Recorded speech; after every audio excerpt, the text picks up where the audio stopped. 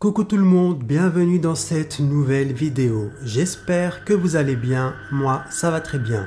Alors pour cette nouvelle histoire, je vais vous raconter une story time djinn. Mais juste avant de commencer cette nouvelle histoire, n'oubliez pas de vous abonner à ma chaîne, de liker cette vidéo et de partager cette vidéo au maximum afin que l'algorithme de YouTube donne beaucoup plus de visibilité à ma chaîne. Je vous en remercie. Donc sans plus attendre, le début de l'histoire. L'histoire que je m'apprête à vous raconter s'est passée en Arabie Saoudite. Et la personne qui nous raconte cette histoire s'appelle Abderrahman. Abderrahman nous dit qu'il voulait passer les vacances d'été en Arabie Saoudite car lui et sa famille habitaient au Koweït. Et donc un jour, il a annoncé à toute sa famille qu'ils allaient passer les vacances d'été en Arabie Saoudite. En apprenant la nouvelle, bien évidemment, toute la petite famille était contente. Quelques semaines plus tard, Abderrahman, accompagné de sa femme et de ses deux enfants, une fille et un garçon, ont pris l'avion direction l'Arabie Saoudite. Une fois arrivés en Arabie Saoudite, ils ont commencé à faire le tour des hôtels pour savoir qui était le moins cher, mais malheureusement, tous les hôtels étaient trop chers pour eux. Ils ont donc continué à rouler pendant à peu près 20-25 km jusqu'au moment où ils vont tomber sur un petit hôtel. Ils se sont donc arrêtés pour aller se renseigner et devant l'hôtel, il y avait assis sur une chaise le gardien de cet hôtel. Abderrahman est donc allé voir le gardien de cet hôtel pour savoir s'il y avait encore des chambres de disponibles pour la semaine. Le gardien, il l'a regardé avec un grand sourire et il lui a dit « Il n'y a pas de problème mon fils, il y a encore des chambres de disponibles ». Lorsque la grand-mère, donc la mère d'Abderrahman, est descendue de la voiture, elle a immédiatement dit à son fils qu'elle se sentait mal, qu'elle se sentait pas très bien et qu'elle n'était pas très rassurée de passer la semaine dans cet hôtel. En entendant cela, Abderrahman, il a essayé de la rassurer comme il le pouvait. Il lui a dit « Mais non, ne t'inquiète pas, il n'y a rien du tout dans cet hôtel, c'est toi qui te fais des films, etc. etc. » Ensuite, elle va lui dire « Mais regarde, il y a même un cimetière qui est en face du cimetière. Pour moi, c'est un mauvais présage. » En entendant cela, Abderrahman, il lui a dit « Mais non maman, ne t'inquiète pas, c'est rien du tout, un cimetière c'est rien du tout, ça ne fait pas peur, de toute façon les gens sont morts, ils ne vont pas revenir à la vie pour nous faire du mal, ne t'inquiète pas. » Quelques minutes plus tard, Abderrahman va croiser un couple accompagné de ses 3 enfants qui va sortir de l'hôtel. Abderrahman va alors les saluer et il va commencer à discuter avec eux. À la fin de la conversation, Abderrahman va dire au gardien, qui était toujours assis sur sa chaise, « Ah ben ces gens-là, ils sont très gentils. Vous savez combien de temps ils vont rester à l'hôtel ?» Là, le gardien, il a regardé avec un air assez étonné, il lui a dit « Qui ça ?»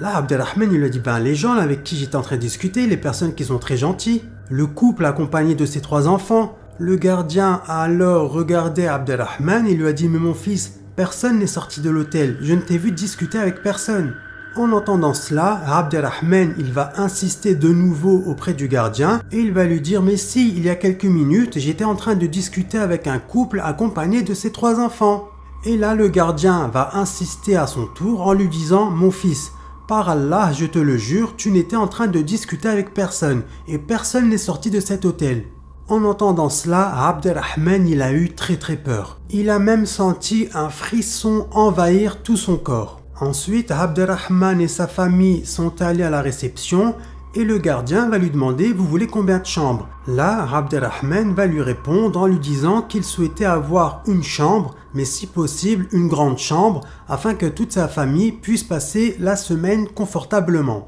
Le gardien de l'hôtel va donc lui donner une clé. Abderrahman va donc monter accompagné de toute sa famille. Il va ouvrir la porte de la chambre, sauf que là, il va être déçu. Pourquoi ? Tout simplement parce que la chambre, elle était trop petite pour eux. Il va donc redescendre pour aller se plaindre au gardien. Il va lui dire, voilà, la chambre, elle est trop petite, etc., etc.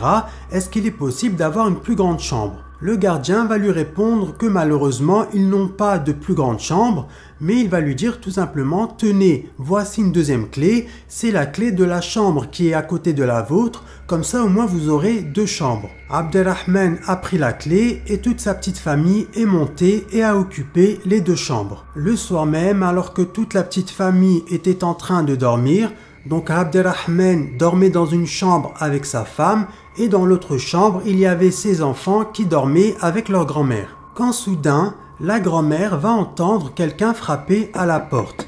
Elle va donc se lever pour aller voir et là, il n'y avait personne. Elle va donc regarder dans le couloir pour voir s'il n'y avait pas quelqu'un, mais il n'y avait personne. Elle va donc retourner s'installer dans son lit quand soudain, de nouveau, quelques minutes plus tard, quelqu'un va venir toquer à la porte. Sauf que cette fois-ci, sa petite fille va lui dire « Non, non mamie, reste dans ton lit, toi tu es une femme âgée, tu as besoin de te reposer, t'inquiète pas, je vais aller voir. » Elle s'est donc levée de son lit, elle a ouvert la porte et il n'y avait personne. Elle s'est donc réinstallée dans son lit quelques secondes plus tard et quelques minutes plus tard, rebelote, quelqu'un va venir frapper à la porte. Elle va de nouveau se lever de son lit pour aller voir et encore une fois, il n'y avait personne. Et au total, c'est arrivé 4 fois dans la nuit. Au bout de la 4e fois, la grand-mère accompagnée de sa petite fille étaient toutes les deux affolées. 10 minutes plus tard, Abderrahman est arrivé dans la chambre de ses enfants et de sa mère en furie. Il était énervé, il a commencé à crier sur sa fille « Mais tu n'as pas honte, ta mère et moi nous sommes fatigués, nous sommes âgés, pourquoi vous faites ça ?» Là, sa fille elle a pas trop compris, elle lui dit « Mais papa, de quoi tu parles ?» Et là il lui a dit « Vous êtes venu frapper à notre porte plusieurs fois d'affilée et quand j'ai ouvert la porte, je t'ai vu partir en courant. Et en plus, tu es maligne parce que tu as changé de pyjama. Le pyjama que tu portais, il était rouge. Et le pyjama que tu portes actuellement, il est bleu. » Sa fille, la pauvre, elle n'a pas trop compris. Elle lui dit « Papa, par Allah, je n'ai pas changé de pyjama. Le pyjama que je porte actuellement, c'est celui que je porte depuis quelques heures. » Ensuite, la grand-mère va intervenir dans la conversation et elle va dire à son fils « Tu sais Abderrahman, nous depuis tout à l'heure, il nous est arrivé exactement la même chose. Nous avons entendu 4 fois quelqu'un venir frapper à notre porte et quand nous sommes allés voir, il n'y avait strictement personne. » Ensuite, elle va lui dire « Je t'avais dit mon fils, cet hôtel il est pas normal. Je sais pas ce qui se passe dans cet hôtel,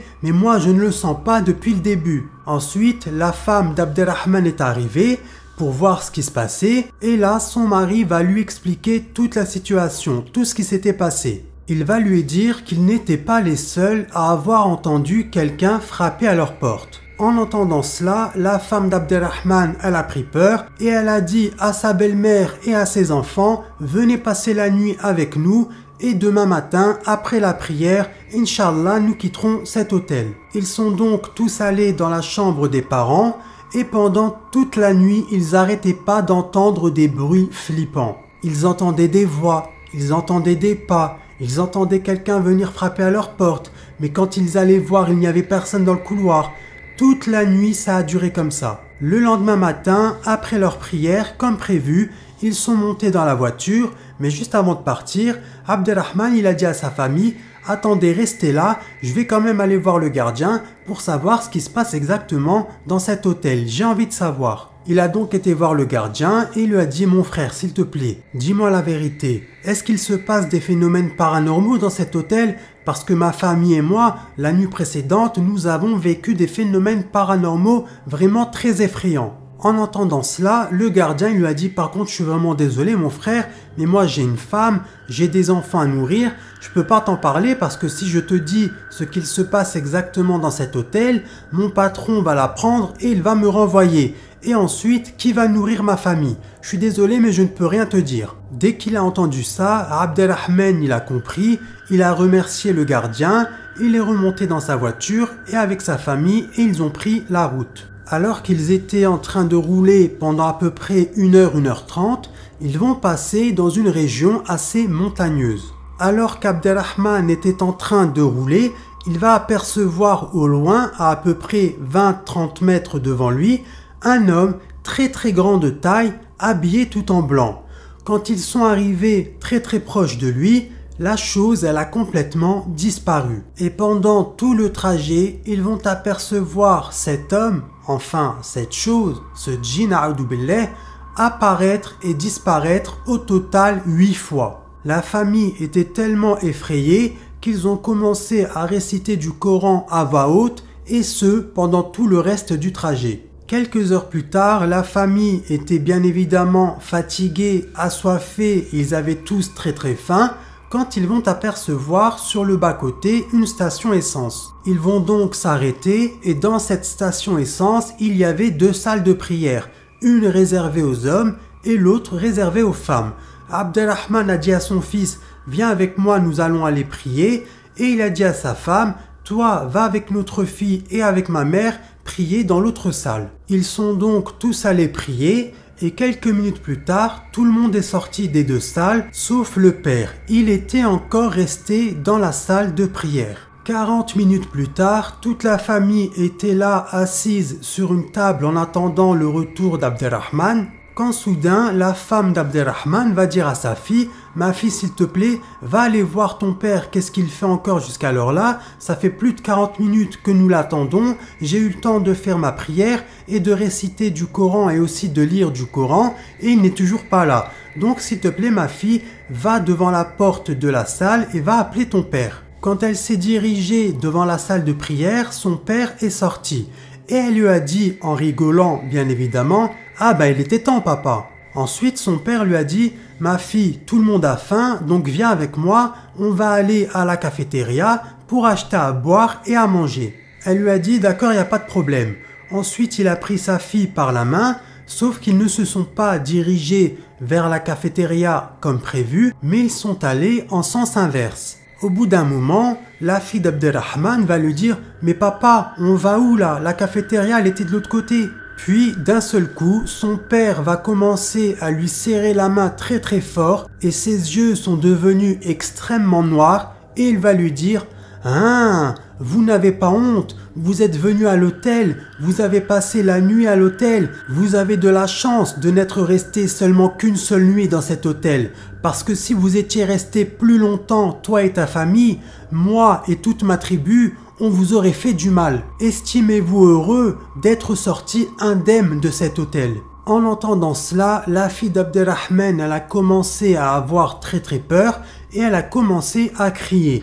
Et quand elle a crié, son père, enfin cette chose, ce djinn a'oudh billah, son visage il a complètement changé. Son visage est littéralement devenu effrayant. Elle a donc lâché la main de cette chose et elle est partie en courant direction la station essence. Une fois arrivée là-haut, elle va tomber nez à nez avec sa grand-mère, son père, sa mère et son frère.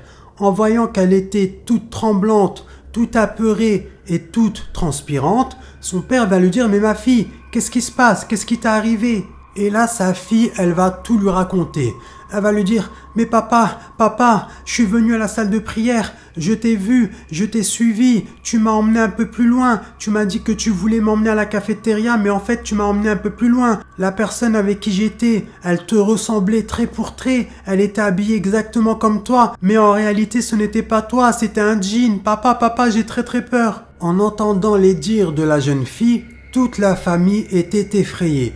Abderrahman il a dit « Allez hop, montez tous dans la voiture, les vacances c'est terminé, nous allons rentrer chez nous dans notre pays. » Sur la route qui les menait à l'aéroport, la petite famille va de nouveau voir des choses très étranges sur la route. Ils vont voir des ombres noires passer devant et derrière le véhicule et ils vont de nouveau apercevoir tout le long de leur trajet ce djinn qui était très très grand de taille, habillé tout en blanc. À un moment donné, leur voiture va même tomber en panne. Abderrahman a donc soulevé le capot pour voir d'où venait le problème, mais il n'a rien trouvé. Jusqu'au moment où la mère d'Abderrahman va lui dire « Mon fils, récite du Coran, parce que là j'en suis sûr que ça doit être d'ordre paranormal. » Dès que Abderrahman a récité du Coran à voix haute, au bout de quelques minutes, alhamdulillah, grâce à Dieu, sa voiture elle a de nouveau démarré. Ensuite, ils sont arrivés à l'aéroport, ils ont pris des billets d'avion pour le retour et ils sont rentrés chez eux sains et saufs. Quand ils sont arrivés chez eux, la fille d'Abderrahman n'a pas arrêté de faire des cauchemars. Tous les soirs, pendant 2 semaines, elle faisait des cauchemars effrayants et elle rêvait de djinn. Son père a donc pris la décision de contacter un imam. L'imam est arrivé, il a récité du Coran sur la fille d'Abderrahman et à la fin de la récitation, il va dire à Abderrahman « Votre fille, elle a quelque chose de très grave. Les djinns qui étaient à l'hôtel l'ont tous suivie et ils se sont tous accrochés à elle. Il y a au total plus d'une dizaine de djinns qui sont actuellement accrochés à elle. Et pour la guérir, il va falloir me l'emmener à la mosquée afin que je lui fasse des ruqya tous les jours, matin et après-midi, pendant un mois. Sauf qu'au final, la fille d'Abderrahman, elle avait besoin de beaucoup plus de séances de ruqya. L'imam a donc récité des ruqya sur la pauvre fille d'Abderrahman pendant 3 mois. Pendant 3 mois, il lui a fait des séances de ruqya intensives matin et après-midi. Et le soir, c'était son père qui prenait le relais et qui récitait du Coran sur sa fille. Jusqu'au jour où petit à petit, alhamdoulilah, grâce à Dieu, la fille d'Abderrahman a commencé à se sentir de mieux en mieux jusqu'à se sentir au meilleur de sa forme. Sauf que pour son dernier cauchemar, elle va faire un cauchemar vraiment effrayant. Elle va rêver du djinn qu'elle avait vu quand elle était à la station-service, celui qu'elle avait suivi, et il était vraiment effrayant. Il était très noir donc de peau, il avait des yeux très rouges, des cheveux très frisés qui faisaient vraiment flipper, il avait les bras extrêmement longs et à la place des pieds, il avait des sabots. Et elle se souvient que dans son rêve, ce djinn-là, il avait une haleine horrible. Et dans son cauchemar, ce djinn-là va la menacer et il va lui dire « Vous n'avez plus intérêt, toi et le reste de ta famille, à remettre les pieds dans cet hôtel parce que la prochaine fois, nous serons obligés de vous faire du mal. Là, tu as eu de la chance. Ma tribu et moi, nous avons quitté ton corps car l'imam a récité du Coran sur toi. Mais la prochaine fois, si vous revenez dans cet hôtel, vous verrez. » Ensuite, la pauvre, elle s'est réveillée ce soir-là en sursaut. Et lorsqu'elle a ouvert les yeux, elle a vu une ombre noire passer devant elle et rentrer dans le mur d'en face. Elle a eu tellement peur qu'elle est partie dormir dans le lit de sa grand-mère. Le lendemain matin, elle a raconté son cauchemar à son père et au reste de sa famille. Et en entendant les dires de sa fille, son père a fait la promesse de ne plus jamais remettre les pieds dans un hôtel. Il a dit à sa famille, si un jour nous devons voyager, nous ne mettrons plus jamais les pieds dans un hôtel, mais à la place, je louerai une maison.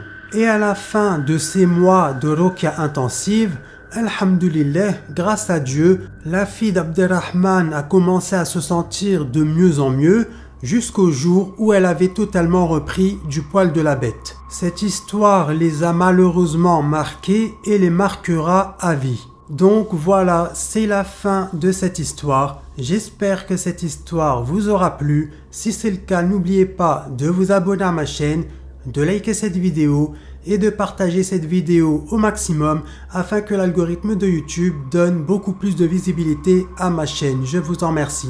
Je vous remercie d'avoir écouté cette histoire du début jusqu'à la fin. Quant à moi, je vous dis à la prochaine vidéo, Inch'Allah. Et quant à vous, je vous dis, prenez soin de vous. Bye.